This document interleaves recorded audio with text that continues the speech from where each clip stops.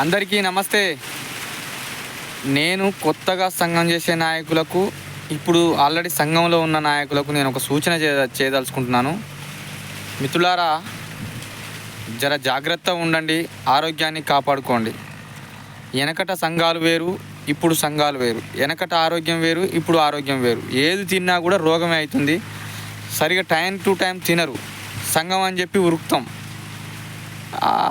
ఎందుకంటే మన హక్కులు మనం కాపాడుకోవడంలో మన బాధ్యత మనకు ఉన్నది వాస్తవమే, కానీ ఆరోగ్యం కూడా అంతే బాధ్యత మన మీద ఉన్నది. మనం కాపాడుకోవాలి మన ఆరోగ్యాన్ని. ఎందుకంటే మనం ఆరోగ్యం మంచిగా ఉన్నప్పుడే కదా మనం ఏదైనా చేయగలుగుతాం.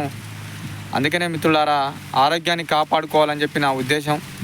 ఇప్పుడు వాస్తవానికి అనేక మంది, అది విద్యార్థి సంఘం కావచ్చు, ప్రజా సంఘాలు కావచ్చు, కుల సంఘాలు కావచ్చు, ఇంకేదైనా కానీ సంఘాలని చెప్పి అన్నం తినకుండా 24 గంటలు అవసరం అయితే నైటు పగలు అంతా సంఘం కోసమే కేటాయించినా కానీ ఇప్పుడు గట్టిగానే ఉంటాం. కొద్ది రోజుల తర్వాత ఆరోగ్యం క్షీణిస్తుంది. తర్వాత ఎవరు పట్టించుకోరు. వాస్తవానికి మనమ్మటి తిరిగిన వాళ్ళు కానీ ఎవరైనా అది నువ్వు మస్తు మాట్లాడతావు, నువ్వు చేస్తావు అన్న వాళ్ళు కూడా ఎవరు పట్టించుకోరు. అందుకనే నీ ఆరోగ్యాన్ని నువ్వు కాపాడుకోవాల్సిన అవసరం ఉందని చెప్పి ఈ వీడియో చేస్తున్నా. ఎందుకంటే ఇప్పుడు నాకంటే ఏం కాదు, కొద్దిగా హెల్త్ సహకరించట్లేదు వాస్తవానికి. అది ఏందనేది ఆ డాక్టర్లకే అర్థం కావట్లేదు. అది రెమటాలజీకి సంబంధించిన అంశం, అది సమస్య ఉన్నది నాకు. అది కన్నుకు సంబంధించిన సమస్య కూడా ఉన్నది. ఈ సమస్యలన్నీ కూడా వాస్తవానికి ఈ గ్యాస్ ఒకటి, ఇవన్నీ టైం టు టైం తినక, పండుకోక, ఆలోచనలు ఇవన్నీ వాస్తవానికి మీద పడిపోతాయి. ఇప్పుడు తినే తిండి కూడా పాయిజన్ ఫుడ్.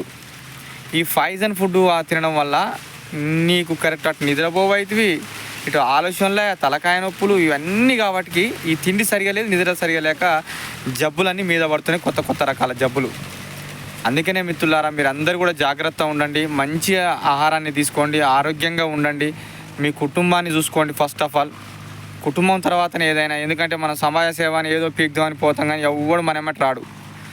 వాడే చేసుకొని ఉంటాడు. మనం అది రిజర్వేషన్ అంటాం, ఇది అంటాం, అరే నా హక్కులు అంటాం, కథ అంటాం, కాకరకాయ అంటాం. ఇవన్నీ కొట్లాడుకుంటూ వస్తే వాడు మాత్రం హాయిగా తింటుండు, తిరుగుతుండు. వాడు మాత్రం మన సైడ్ రాడు.